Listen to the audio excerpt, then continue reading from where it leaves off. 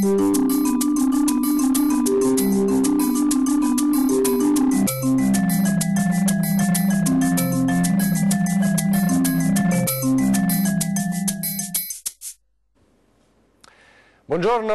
ben trovati, ore 13 dopo il telegiornale come sempre per approfondire le tematiche e oggi giovedì è il giorno della CGIL, quindi pronti per rispondere alle vostre domande, come sempre per chiamare vedete il numero in sovraimpressione e poi potete anche postare le vostre domande sul profilo Facebook di Antenna 3 dove c'è proprio il post dedicato alla giornata di oggi. Parleremo in particolare di un tema caldo, caldissimo e tutt'altro che risolto purtroppo, la piaga del lavoro nero, ma ovviamente se avete domande anche di altre questioni non abbiate timore di chiamare e ovviamente cercheremo di darvi una risposta. Ne parliamo oggi allora con Antonio Ventura, coordinatore dell'ufficio Vertenze della CGIL. Buongiorno. Buongiorno. Con Fabio Zamperlo dell'ufficio Vertenze della CGIL. Buongiorno. E con Abdoulaye Ndiaye del Dipartimento Immigrazione della FIOM CGIL. Buongiorno. Quindi con loro cercheremo di addentrarci in questa che è una vera e propria piaga e che continua ad avere i suoi effetti. Allora cerchiamo di fare una introduzione generale per capire il problema. Ventura, com'è la situazione insomma, da quello che voi ricevete, visto che voi siete l'ufficio Vertenze, insomma, sì. Com'è lo stato dell'arte? Tra l'altro io sono svariati anni che lavoro all'ufficio Vertenze, per cui diciamo, posso dire di avere anche una valutazione di come si è sviluppata la questione nel tempo. Posso dire che dal classico lavoro nero degli anni '80 in cui le persone non venivano assolutamente regolarizzate, per cui lavoravano anche svariati anni totalmente in nero, con l'inasprimento delle sanzioni e soprattutto l'entrata in vigore di normative che prevedono nuove tipologie di lavoro, si è passati dal lavoro nero tout court, diciamo così, a delle forme di lavoro irregolare meno eclatanti del classico lavoro nero, però che possiamo qualificare ugualmente come lavoro irregolare perché non rientrano nei canoni della correttezza legale e contrattuale. L'esempio classico l'abbiamo visto con i voucher che hanno fatto così tanto scalpore proprio perché alla fine sono stati nettamente ridimensionati proprio perché ci si è resi conto che era diventato un paravento proprio rispetto al fenomeno in gran parte, adesso quanto lavoro nero ha provocato anche magari indirettamente l'uso dei voucher? Ma non è che l'abbia provocato, in realtà diciamo, lo standard del lavoro nero è sempre quello, c'è sempre l'imprenditore purtroppo che tende a utilizzare queste modalità. Noi nei dibattiti pubblici cerchiamo anche sempre di far notare il fatto che questo non va a discapito solo della collettività o del lavoratore interessato che non si trova ai versamenti contributivi, che ovviamente viene sottopagato e che ovviamente ha delle tutele in termini di sicurezza minime, sotto il minimo previsto, ma anche per gli altri datori di lavoro, perché si trovano a dover subire una concorrenza assolutamente sleale. Cioè io che sono un datore di lavoro che ho 10 persone regolarizzate, ho un costo del lavoro e di conseguenza un costo del prodotto che lavoro diverso dall'imprenditore che lavora a fianco a me e che magari dei 10 dipendenti ne tiene 5 fuori regola, o comunque, come dicevo prima, magari non totalmente fuori regola, perché poi anche le metodologie di sfruttamento di questo fenomeno si sono affinate, sviluppate, e per cui si è passati, ad esempio, come dicevamo prima, all'utilizzo dei voucher, che è stato poi dalla CGIL nettamente contrastato, e si è arrivati anche al referendum che li ha aboliti. La critica che ci veniva fatta era quella, ma piuttosto che lavorare in nero è meglio lavorare col voucher. Non è una critica accettabile, perché col piuttosto che si torna, passatemi il termine, all'età della pietra, nel senso che piuttosto che allora uno va ad accettare condizioni di lavoro assolutamente il piuttosto che, diciamo, che non è mai un buon inizio di discorso. No, insomma. Esatto. C'è una telefonata in diretta. Pronto, buongiorno, con chi parliamo? Buongiorno, io mi chiamo Adriana. Adriana, Vuoi buongiorno. dire una cosa? Sì. Meglio il lavoro nero piuttosto che il datore di lavoro non paghi l'operaio. Non adesso perché ci sono più controlli. Ma una volta mio padre lavorava 12-13 ore e ne pagavano 8. E guarda che aprisce bocca, non dico bugie. Questo è il mio contributo. Grazie signora, quindi ci ha dato un po' un excursus, succedeva anche questo? Sì, no, succede anche questo, però non ho capito il concetto meglio il lavoro nero, cioè, questo è un caso di lavoro irregolare, nero, parzialmente in nero, ma comunque irregolare. Ed è un problema che sussiste tutt'oggi, cioè una di quelle finezze che dicevo si sono sviluppate nel tempo, evidentemente già le adottavano all'epoca, ma all'epoca era anche molto diffuso il lavoro, come dicevo prima, totalmente in nero. Oggi molto meno da questo punto di vista, anche se soprattutto in alcuni settori mantiene una certa consistenza, però si sono affinate le modalità di utilizzo, per cui una delle classiche è proprio questa. Inquadrare un lavoratore in un tot di orario e poi questo orario non viene rispettato e ne lavora molte di più. Possono essere le 13 ore di effettivo lavoro a fronte delle 8 ore di lavoro regolarizzato, ma addirittura abbiamo casi di part-time, magari regolarizzati a 20 ore settimanali, che ne fanno 40-50. E ovviamente se esce un'ispezione, se esce l'ispezione e trova il lavoratore assolutamente non regolarizzato è facile. Se esce l'ispezione e trova il lavoratore parzialmente regolarizzato è più difficile per chi fa l'ispezione, per l'ispettorato del lavoro o chi che sia, riuscire a evidenziare quella parte in nero. E questo anche per noi nel momento in cui facciamo l'avvertenza, dopo magari spiegheremo tecnicamente questo aspetto. Cosa accade? Vediamo un'altra telefonata in diretta, buongiorno. Pronto, buongiorno a tutti. Buongiorno. Volevo fare una piccola premessa per quanto riguarda voi dei telegiornali locali. Sì. Quando date dei titoli scioccanti a spot, cercate di astenervi, perché a me oggi ha dato fastidio ad esempio di vedere un titolo dei vostri telegiornali che diceva Pakistana è tornata nella sua Verona. Ma per cortesia, risiede a Verona. La ragazza risiede a Verona, poi lei vive da 10 anni. Ma non ha importanza, io risiedo da Annone Veneto, ma nessuno dice sono tornata nel suo Annone Veneto. Ma lasciamo perdere. Volevo fare una domanda in diretta per quanto riguarda la denuncia dei redditi. Sì. Allora, ho persona di famiglia a cui era stato detto che veniva recapitato a casa il carteggio per fare la denuncia dei redditi. Tutto questo succedeva qualche mese fa, a tutt'oggi non abbiamo ricevuto nulla e ci tocca prendere la macchina, andare a Portogruaro, eccetera, eccetera. Siccome vediamo che in questi uffici ci sono parecchi impiegati, non potrebbero darsi una smossa? Grazie. Chi vuole rispondere? C'è la provocazione ovviamente, però insomma... non è il tema della giornata, comunque però, per dare una risposta rapida, non si capisce bene chi doveva mandare questa documentazione, quindi è un po' complicato riuscire a rispondere.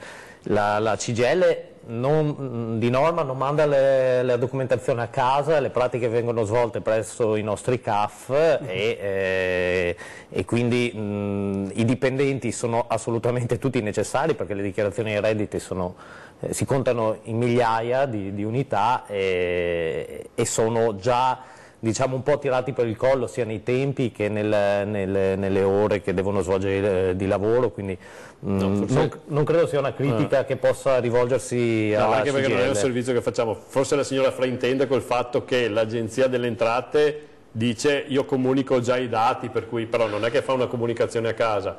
Nella cartella del cittadino all'Agenzia delle Entrate risultano già tutta una serie di dati, il classico scontrino della farmacia che una volta bisognava portare al CAF per elaborare la dichiarazione dei redditi, adesso tutta una serie di dati sono già in possesso dell'Agenzia delle Entrate, per cui in un certo senso uno ce li ha tra virgolette a casa, ma non è che qualcuno fisicamente li porti a casa, può essere che abbia frainteso questo ragionamento.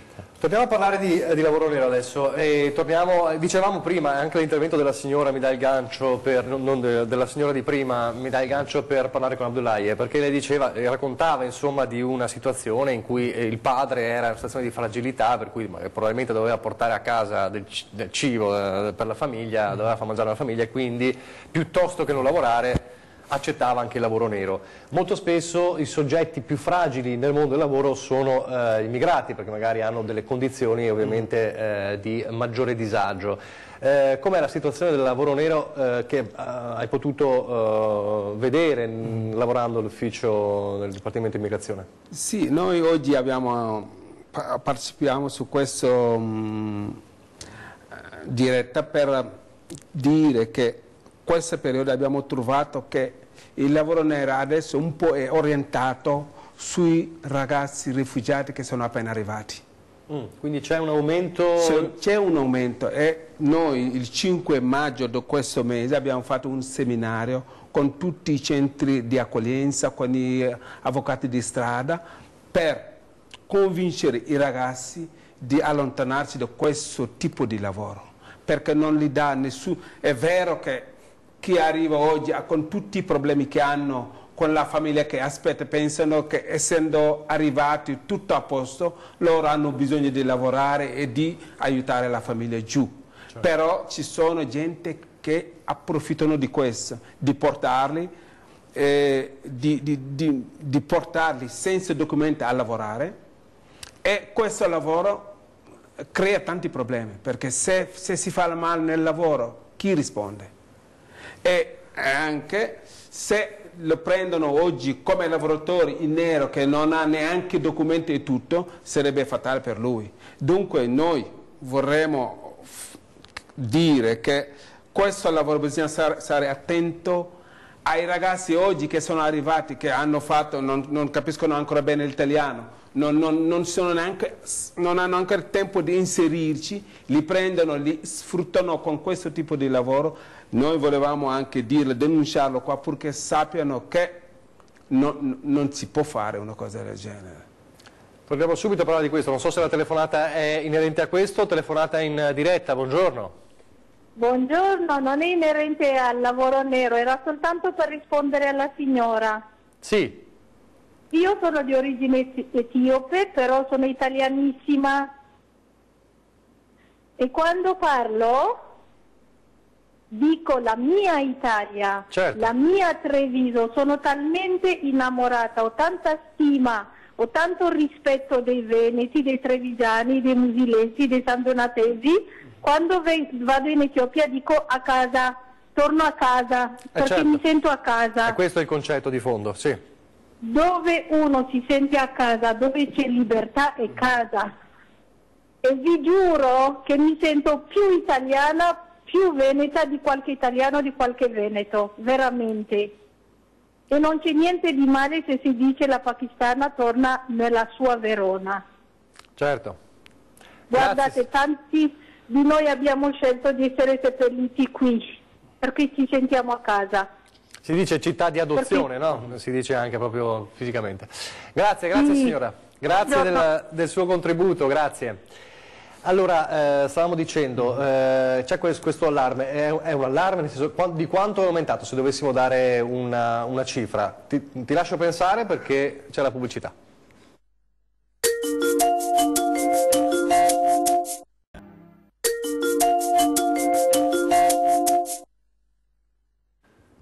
Rieccoci in studio, ore 13, parliamo di lavoro nero, stiamo parlando con Abdullahi Ndiaye che ha lanciato un allarme, è vero e proprio, è anche un appello, e cioè il lavoro nero che mette nella sua rete, intrappola nella sua rete sempre più giovani rifugiati da poco arrivati in Italia. Una percentuale esiste se c'è un aumento di questi casi nella Marca? Sì, c'è un percentuale di 20%, qualcosa così, perché come i ragazzi, quelli che sono usciti hanno già passato la commissione, hanno anche il permesso di soggiorno, loro sono più appetibili perché li vedi sempre in giro, li vedi, dunque quei ragazzi dopo c'è quelli che li avvicina, che li parla, che li porta a lavorare, ma con il lavoro nero, senza... Ecco, specifichiamo, noi stiamo parlando non ovviamente dei profughi, dei migranti che si trovano nei centri di accoglienza e quindi devono ancora completare tutto l'iter dello status, eccetera, ne potrebbero di fatto lavorare,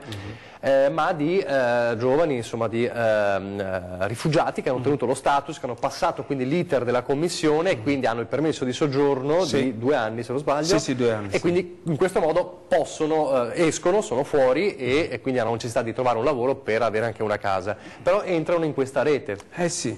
Perché probabilmente la necessità anche di trovare una casa, di trovare un posto dove stare, li porta a dover magari scegliere anche qualcosa che non è regolare. Però il vostro appello qual è? Il nostro appello è di evitarlo. È vero che loro vogliono aiutare la famiglia giù, perché con le situazioni che hanno lasciato dietro pensano che quando arrivano tutti i proposte che li propongono devono dire di sì, invece non è così. Noi diciamo che lavoro in Italia con le regole, con la legge italiana è un lavoro sicuro, un lavoro dove lavori, paga le tasse, hai dei diritti e questi diritti vengono tutelati dai sindacati, ma anche delle imprese che ti ha assunto. Ecco, c'è qualche particolare storia che ti viene in mente, anche recente? Sì, io ho ricevuto un mese fa 2 ragazzi che sono usciti, hanno anche il permesso di soggiorno e tutto. Loro la prendono part-time come lavoratori, però mi dicono che loro lavorano minimum 12 ore al giorno. E dunque, come diceva lui, è un metà lavoro nero, certo. Perché quando ti faccio un part-time di 3 ore o 4 ore e poi ti faccio lavorare 12 ore, non è un lavoro regolare. In che settore era? Questo è quelli che lavano le macchine. Sì. Lavaggio, autolavaggio, sai che l'autolavaggio fanno tutta la giornata. Invece tanti, quelli che lavorano lì dentro, li prendono part-time. E questo non è un lavoro regolare. Certo. Non è un lavoro, non so, questo lo dirà l'ufficio avvertenza, non so se si fa male, come si risponde all'azienda. Adesso vengo subito anche da Fabio. Tu fai parte dell'ufficio del Dipartimento di Immigrazione della FIOM, sì. Quindi nel settore invece metalmeccanico è più difficile questa cosa? Sicuramente è un po' più difficile. Perché è più strutturato, sono strutture più grandi, ma esistono anche queste situazioni nel settore metalmeccanico? È difficile di trovarli adesso, perché come dicevamo, adesso ci sono agenzie cooperative che ti prendono con dei livelli molto bassi. Non hanno più bisogno di non metterti in regola, ma ti mettono in regola dove... Con un contratto, insomma, che è quasi al limite, però è regolare, ma è quasi al limite. Al limite del regolamento. Ecco, certo, questo è un altro fronte, insomma, di cui discutere. Telefonata in diretta, buongiorno, con chi parliamo? Buongiorno, parlate con Roberto da Treviso. Roberto da Treviso, buongiorno. Io volevo dire una cosa, il lavoro nero forse è voluto perché fa comodo a tanti, perché si potrebbe anche eliminarlo. Perché? Facciamo un esempio, se io chiamo il pittore a casa, se io posso scaricare la ricevuta, mi faccio fare la ricevuta, non posso scaricarla, è meglio che faccio lavoro nero. Perché? Perché è una cosa voluta, è come l'evasione, secondo me l'evasione si può eliminare, basta che tutti portano gli scontrini che si fanno fare dappertutto, li portano all'agenzia delle entrate, ma non aspettare un anno, ogni 20 giorni quando ne hai abbastanza, paghi il 22, bene, ti dà indietro subito il 17 e il 18, si parirebbe l'evasione, ma siccome l'evasione fa comodo a tanti, soprattutto allo Stato, fa comodo, perché i maggiori evasori secondo me sono proprio le persone delle istituzioni, che sanno che tanto nessuno li controlla, nessuno fa niente, non c'è volontà di eliminare l'evasione fiscale secondo il mio punto di vista. E il lavoro nero, si va dal meccanico, mi dice 800 euro, però senza ricevuta ti faccio 600, lei che prende magari 1000 euro, uno che prende 1000 euro, cosa dice? No, fammi la ricevuta, tanto con quella la butto sul fuoco. Se invece io quella ricevuta la portassi all'agenzia delle entrate, controllerebbe sia la ditta e tutto quanto, ma secondo me non c'è volontà. Grazie Roberto, ovviamente sì, l'evasione fiscale insomma, è una cosa che fa comodo a molti, in questo caso però quando il lavoro nero magari vede una delle due parti un po' più debole, diciamo, che chiaramente... Sì, anche perché non è che ti dicono vieni a lavorare in nero e io invece di darti 1.000 euro che ti dovrei dare di busta paga te ne do 1.300 perché risparmio sui contributi, anzi di solito è il contrario, invece di darti 1.000 euro te ne do 800. Però è anche da dire che in realtà c'è una connessione tra il lavoro nero e l'evasione, perché come si pagano i lavoratori se non c'è evasione? Certo. Il lavoro nero viene pagato con l'evasione che viene fatta da alcune aziende, quindi c'è effettivamente un collegamento. E non so se la soluzione del signore sia fattibile perché chiaramente c'è una questione di valutazioni, di bilanci statali da tener conto. Dal mio punto di vista però si potrebbe effettivamente fare degli interventi che in qualche modo limitino il lavoro nero e conseguentemente l'evasione, perché diventerebbe in un certo qual modo inutile tutta l'evasione che viene fatta. Ed è legata a diciamo, la distribuzione dei fondi statali, perché se questi fondi venissero in un certo qual modo distribuiti maggiormente a quelle strutture tipo gli ispettorati del lavoro per rinforzare sia in termini di numero di dipendenti che ci lavorano, sia in termini di pagamento di straordinari, sempre dei dipendenti, di rimborsi spese, questi avrebbero maggiori strumenti per fare le verifiche, perché la soluzione sarebbe molto semplice, sarebbe quella di riuscire a verificare le numerevoli aziende che esistono sul territorio e essendo le sanzioni sia amministrative che fiscali molto, molto pesanti, un imprenditore ci penserebbe parecchio prima di decidere di fare del lavoro nero. Oggi come oggi gli ispettori non hanno gli strumenti e la forza per riuscire a controllare costantemente le aziende sanno che la possibilità di essere controllata è limitata, quindi certo. Il rischio è bassissimo di essere beccati.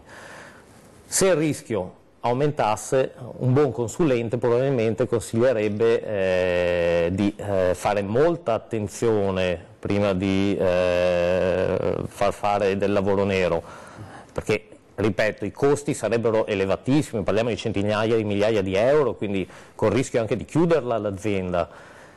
Probabilmente una buona soluzione sarebbe questa, quindi come destinare i soldi pubblici e secondo me andrebbero maggiormente destinati alle verifiche, non servono fare nuove leggi, le leggi sono già troppe, bisogna farle rispettare queste norme. Peraltro, ma ne parliamo dopo la pubblicità, è uno dei punti anche maggiori, anche presenza di controlli riferito agli incidenti sul lavoro, è uno dei punti della... È assolutamente collegato, anche perché quello che diceva inizialmente la signora, che nonostante tutto sosteneva che sia meglio il lavoro nero piuttosto che il lavoro come lo svolgeva il suo genitore, ma è un po' ingannevole questa visione, perché in realtà il rapporto di lavoro non si risolve solo nella prestazione e nella retribuzione, i diritti e doveri dei lavoratori sono molti, cioè, come si diceva prima, come diceva prima lei,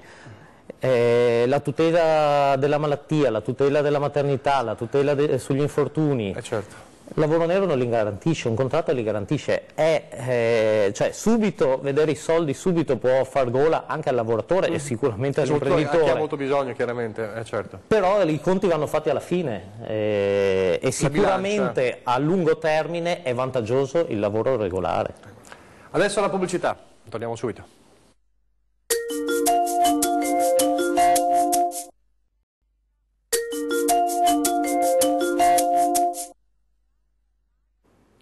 Rieccoci in studio, ore 13, parliamo di lavoro nero. C'è una domanda sulla nostra pagina Facebook di Deborah che dice: a volte la causa del lavoro nero ovviamente è solo per i costi troppo alti del personale. Chi vuole rispondere?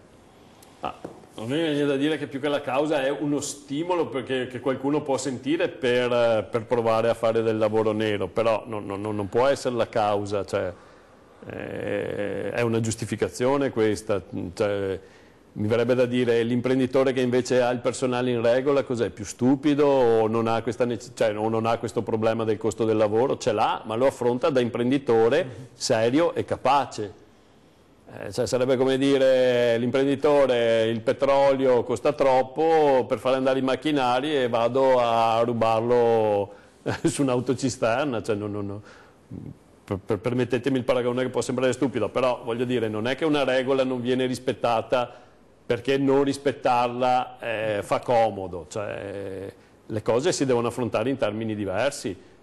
Se l'imprenditore è capace, affronta i problemi, tra cui anche quello del costo del lavoro, che dal punto di vista dell'imprenditore ovviamente viene percepito come un problema, ma deve essere in grado di affrontarlo come tutti gli altri problemi, come la concorrenza, come il costo dei trasporti, come qualsiasi altra cosa. E soprattutto in una società civile i problemi vengono posti, cioè bisogna essere in grado di porre i problemi e di risolverli nella legalità, nel senso che, voglio dire, ci sono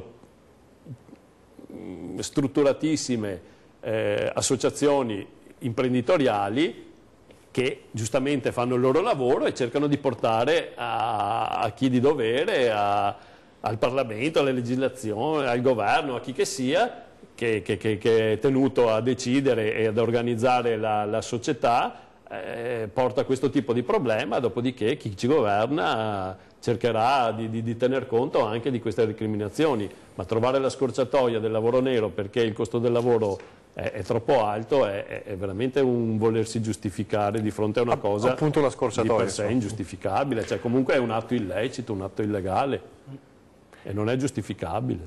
Telefonata in diretta, buongiorno. Salve, buongiorno, sono Franco da Udine. Franco, buongiorno. Ore 13. Sì.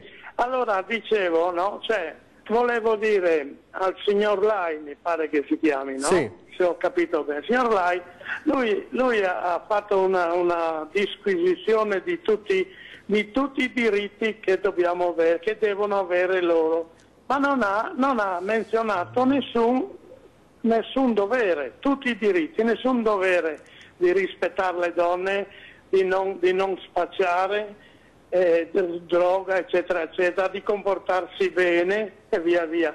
Volevo dire un'altra, bonificare la loro Africa, visto che sono tante bestie che brucano l'erba e anche fioriscono alberi.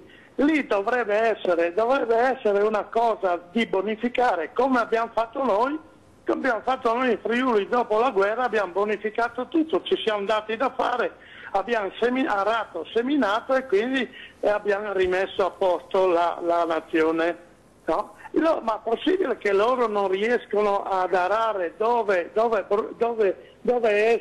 nasce l'erba, dove cresce l'erba e le piante, da mettere del frumento, grano turco, riso, eccetera. Forse il riso no, ma tutte le altre cose potrebbero farle. Non mi dite di no, Non mi dite di no.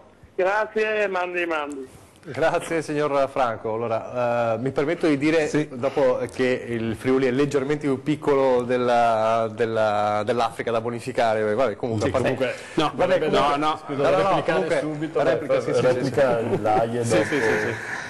Dunque ringrazio il Signore di aversi porsi queste domande. Intanto noi siamo un sindacato che tuteli i lavoratori.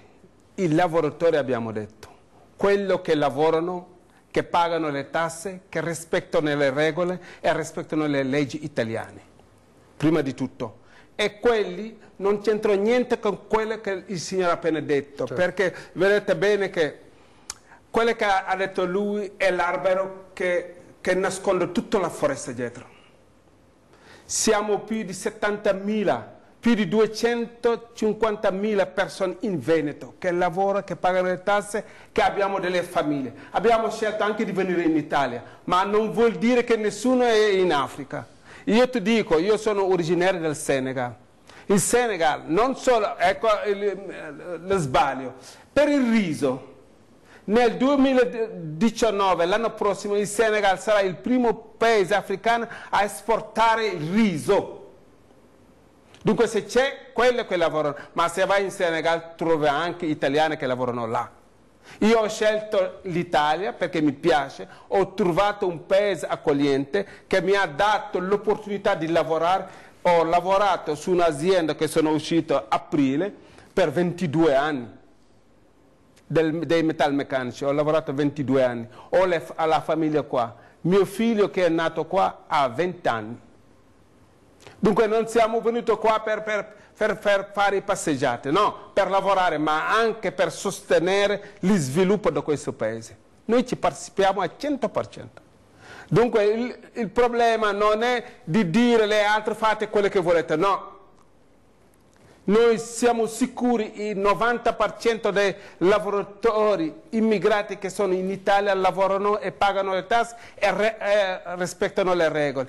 Chi non lo fa, lui va di fronte alla legge e io sono molto fiducia alla legge italiana, alla giustizia italiana, che chi fa fuori dalla legge lo pagherà, che lo fa subito o dopo, ma lo pagherà. Dunque il problema dell'immagine dell'immigrato non è quella persona che spaccia, l'immagine dell'immigrato non è quello che non fa niente, il nulla facente.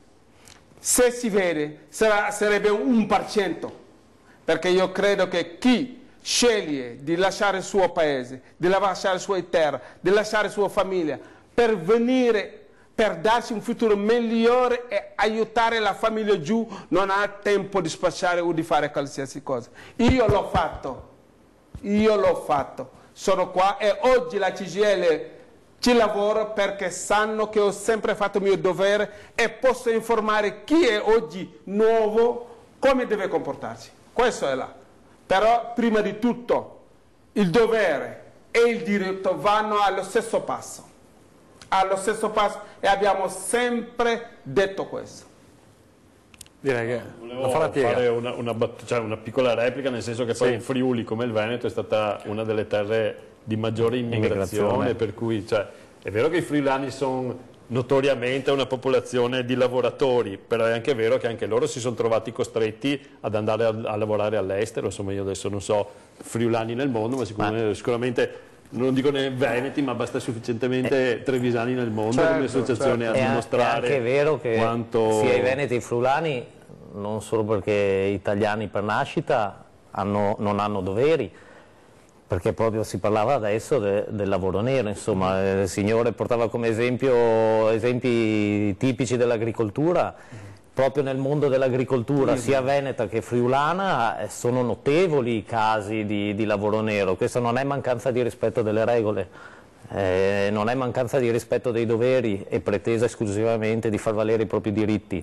Quindi tutto mondo è paese. Dopo è chiaro che in certe situazioni vengono in evidenza le situazioni più problematiche, ma non rappresentano la comunità, le varie comunità di qualsiasi... Nel mondo dell'agricoltura peraltro c'è il fenomeno, forse è il settore dove c'è il fenomeno maggiore del caporalato, che è un'altra piaga terribile, strettamente collegata poi spesso anche agli infortuni spesso tragici sul lavoro. Allora, volevo tornare appunto, stiamo parlando di lavoro, volevi dire qualcosa in più? Sì, no, su questo, sul caporalato, perché oggi anche questi ragazzi rifugiati che sono usciti con il permesso di soggiorno, che possono muoversi, adesso li chiamano a andare in Reggio Calabria, a Foggia, ma anche in Friuli per gli aranci. E bisogna andare a vedere se realmente sono assunti, perché noi le abbiamo ancora detto questo. È vero che sì, i soldi subito, come diceva lui, è comodo, però il lavoro regolare è un'altra cosa, Dunque, io penso che ogni mondo è paese, perché vediamo di tutto e per quello veniamo qua a spiegare e anche a chiarire tante cose che la gente non sa realmente, però noi che riceviamo i lavoratori sappiamo cosa sta succedendo realmente. Telefonata in diretta, pronto? Pronto, sono Marco da Mogliano Veneto. Marco, buongiorno. Buongiorno a lei. Io sono iscritto da 21 anni alla famosa legge 68 e non ho mai trovato un posto di lavoro. Ho lavorato 2 anni fa con i voucher, ma adesso che l'hanno levati non posso più lavorare. Quanti anni ha? Mi tocca fare del lavoro in nero, anche se sono bianco. Quanti anni ha? Mi scusi se glielo chiedo. Io ho 48 anni. 48 anni. È da 21 anni che sono iscritto alla famosa legge 68, che è una legge non applicata. C'è qualcuno che può... Il problema che non trovi lavoro è un problema purtroppo di molte persone ed è data da tantissime motivazioni, non ultima la situazione insomma, della lunga crisi economica che tuttora nonostante tutto perdura. Speriamo che a breve riesca a trovarlo, visto che comunque dei segnali di miglioramento sembrano esserci. Il fatto è che se si trova nelle condizioni di dover lavorare in nero, nessuno ne fa un'accusa al lavoratore. Il problema è che non maturerà tanti diritti, cioè non è una cosa di cui essere felice il poter lavorare in nero. Uno su tutti, la pensione. Cioè, se questo signore ha lavorato per anni coi voucher, che fa maturare una bassissima quota di contributi e per lungo tempo da lungo tempo sta lavorando in nero e probabilmente continuerà a lavorare in nero, si ritroverà un giorno a avere una pensione minima, forse vista la situazione a non averla. Quindi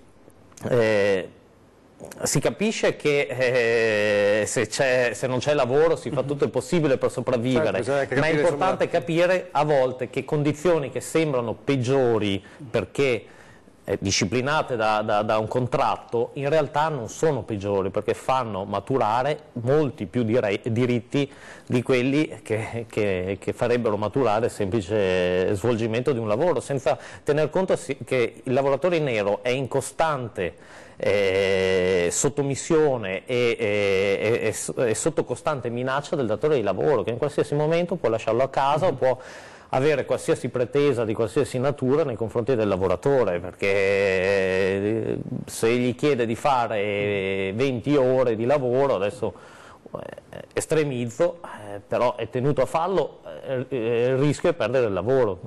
Invece il rapporto regolarizzato stabilisce delle regole ben precise in termini di mansioni, in termini di orari di lavoro, di diritti del lavoratore e doveri del lavoratore, quindi è chiaro che bisogna fare di tutto per cercare di ottenere un lavoro in nero senza mettere sotto accusa nessun lavoratore che si trova nelle condizioni purtroppo di dover lavorare in nero, ma non è una cosa da farsi se è possibile.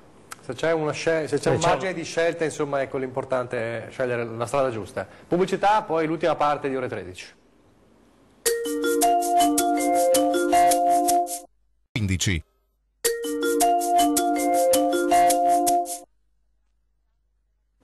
Rieccoci, l'ultima parte di ore 13. Allora, siccome questa trasmissione poi è anche un servizio per voi, lo vediamo anche con le risposte alle telefonate così estemporanee. Allora, parliamo di lavoro nero. Allora, c'è un ipotetico lavoratore che si trova di fronte a questo problema, cosa deve fare venendo da voi? Beh, quando viene da noi chiaramente è perché normalmente ha cessato il rapporto, quindi si trova nelle condizioni o di non essere stato pagato, perché una situazione classica è quella in cui i pagamenti del lavoro nero sono in ritardo e quando c'è la cessazione dovuta dalla volontà del datore di lavoro o direttamente dal dipendente, il datore di lavoro sospende i pagamenti, quindi si reca da noi per ottenere quelle differenze che non ha percepito. Alcune volte si reca da noi anche per richiedere il riconoscimento del rapporto di lavoro subordinato e quindi le eventuali differenze retributive date dai rate di 13esima, 14esima, ferie, permessi, TFR, eccetera, eccetera. In questi casi bisogna cercare di dimostrare, diciamo, l'esistenza del rapporto, e la cosa non è purtroppo semplicissima, perché non essendoci degli elementi documentali, non essendoci normalmente prove, perché chiaramente il datore di lavoro che assume qualcuno in nero non scrive mai nulla, non timbra nulla, non riconosce a livello cartaceo niente al lavoratore, diventa molto complicato riuscire a dimostrare l'esistenza di questo rapporto di lavoro. Quindi per riuscire a ottenere soddisfazione in qualche modo dei propri diritti bisogna avere delle prove, cercare di precostituirsi delle prove che dimostrano in un eventuale giudizio al giudice l'esistenza di questo rapporto. Come si può fare? Come si può fare? La prova principe normalmente, al di là di quella cartacea, sono i testimoni. E i testimoni il più delle volte sono purtroppo, dico purtroppo perché sono testimoni difficili da riuscire a convincere, sono i colleghi, i quali sono pienamente a conoscenza del fatto che l'ex collega lavorava lì, faceva 8 ore, lavorava in determinati giorni presso un determinato luogo di lavoro, sotto le direttive del titolare dell'azienda, perché questi sono tutti elementi che bisogna dimostrare al giudice, e chi può dimostrarlo se non un collega? A volte, per esempio, porto l'esempio classico del barista o la barista che lavora in nero al bar il sabato sera, si potrebbe dire chiamiamo i clienti. Clienti, certo. Sì, però già è difficile a livello logistico riuscire a contattare dei clienti, farli venire, eccetera, ma questi clienti non solo devono ricordarsi le ore che ha fatto la lavoratrice, sabato sera non è che la gente si ricorda tanto bene quello chi è che lavorava lì, cosa faceva, deve ricordarsi, deve avere la percezione che lavorava lì non perché era amica del titolare, ma perché era un dipendente a tutti gli effetti, deve ricordarsi le mansioni. Quindi capite che non è facile, e oltretutto deve coprire, se non tutto, un gran lasso di tempo dell'attività lavorativa, perché il barista che lavora dal lunedì al venerdì al bar, per dimostrare tutta la settimana lavorativa dovrebbe chiamare 20 clienti, quindi non è purtroppo semplice, non è impossibile, ma non è semplice. E oggi come oggi ci sono altri strumenti che sono quelli informatici. A volte, ma sono rari i casi, se si trova il caso in cui il datore di lavoro scrive via WhatsApp al lavoratore vieni a quell'ora, questa settimana e questo orario, eccetera, eccetera, quelle sono prove. Da sole sono prove rischiose, è sempre meglio avere un testimone, però diciamo che già sono degli elementi che permettono di eventualmente intraprendere un'avvertenza e una causa per il riconoscimento del rapporto di lavoro subordinato, tenendo conto purtroppo della giustizia italiana, che è tutt'altro che rapida, e quindi una causa che viene iniziata oggi rischia di concludersi tra 4-5 anni, con la conseguenza che, diciamo, le esigenze materiali e immediate di sopravvivenza del lavoratore vengono meno, tanto è vero che non raramente i lavoratori si decidono di non percorrere il percorso giudiziario proprio perché i tempi non li porta a prendere questa decisione. Antonio Ventura, il quadro non è dei migliori, diciamo, se uno vuole dire voglio provarci, però si deve provarci. Il consiglio che noi diamo sempre è comunque provarci. Di provarci. Cioè, è proprio veramente il detto tentar non nuoce. Non è che la situazione si peggiora nel tentativo di fare un'avvertenza, cioè nella peggiore delle ipotesi non si porta a casa niente. A onor del vero bisogna partire dal presupposto anche psicologico che il datore di lavoro che ha tenuto una persona in nero ha un po' la coda di paglia, nel senso che è vero che noi dobbiamo in qualche maniera, se si arriva a un contenzioso in sede giudiziale, dimostrare tutto, per cui fornire le prove al giudice che c'è stato il rapporto di lavoro, quanto è durato, che orario veniva effettuato, che mansioni svolgeva il lavoratore, tutte queste cose. Però è anche vero che molte volte si riesce a definire la questione senza arrivare a livello giudiziale, cioè senza andare dal giudice, proprio perché il datore di lavoro che ha tenuto una persona in nero sa che rischia grosso, per cui certo. è vero che io ho difficoltà a dimostrarlo, ma nel momento in cui lo dimostro di fronte a un giudice poi ci sono tutta una serie di conseguenze, oltre che dal punto di vista retributivo, anche contributivo, sanzioni amministrative e quant'altro, che rendono la cosa molto complicata per il datore di lavoro, per cui tante volte ci troviamo a giocare una partita, passami il termine, a poker, per cui uno non sa cosa ha in mano l'altro e magari piuttosto che andare fino in fondo trova un accordo prima. Insomma. Può essere un freno al lavoratore che vuole venire da voi il pensiero, però se io denuncio questa cosa magari ci vado di mezzo anch'io? No, perché comunque bellissima domanda, perché è una che ci fanno spesso, ma è giusto diffondere. Io ho lavorato in nero, quindi magari vado nei guai anch'io, quindi non assolutamente faccio nulla. No. Invece no.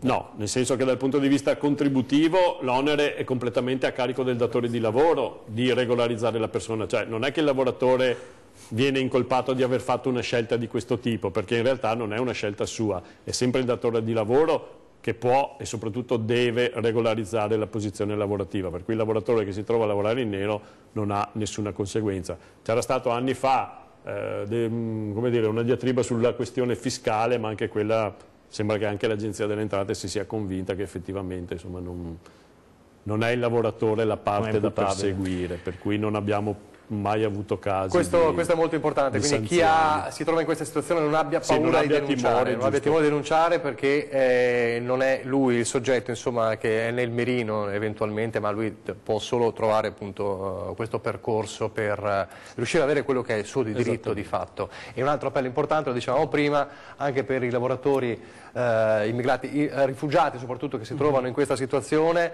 Non accettate questi lavori, perché vi sembrano dei soldi subito e quindi molto comodi, ma non vi portano nessun tipo di diritto. Questo è un altro messaggio importante. Ringrazio allora i nostri ospiti, Abdoulaye Ndiaye dell'Ufficio Dipartimento Immigrazione della FIOM CGIL, grazie. Grazie a voi. Grazie ad Antonio Ventura e a Fabio Zamperla dell'Ufficio Vertenze della CGIL. Grazie anche a voi per averci seguito. Alla prossima, arrivederci.